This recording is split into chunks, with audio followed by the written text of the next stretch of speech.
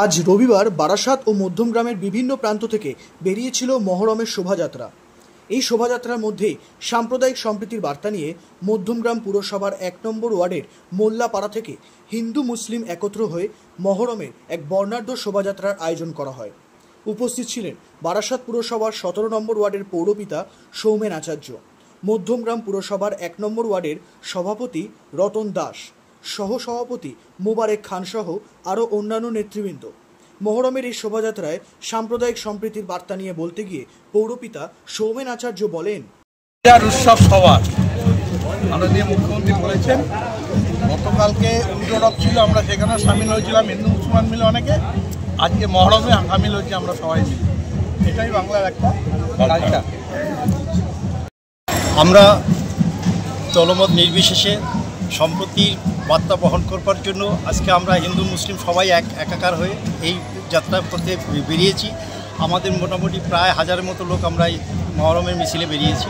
আমাদের এখানে সম্প্রীতিটাই সবথেকে বড় ব্যাপার, মানব ধর্মটাই ব্যাপার। আমাদের এখানে হিন্দু মুসলিম বলে আমরা কিছু মনে করি না। সবার উৎসবেই থাকি আমরা সবসময়। আমরা সবাই যে কোনো ধর্মের উৎসবে আমরা সামিল হই।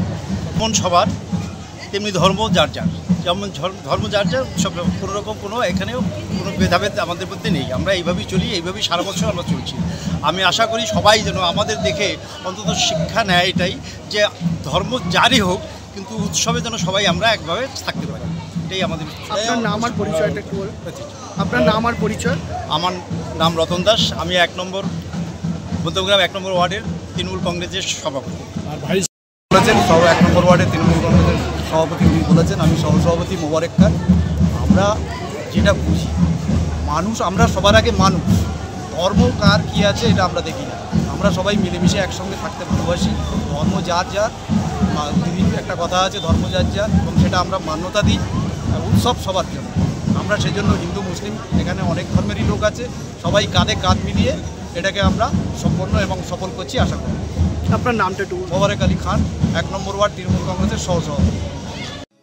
এয়ার ইনফ্রাস্ট্রাকচারের উদ্যোগে অহনা অ্যাপার্টমেন্ট বারাসাতের হৃদয়পুরে নৃপেন ঘোষ সরণিতে তৈরি হচ্ছে নতুন আবাসন প্রকল্প।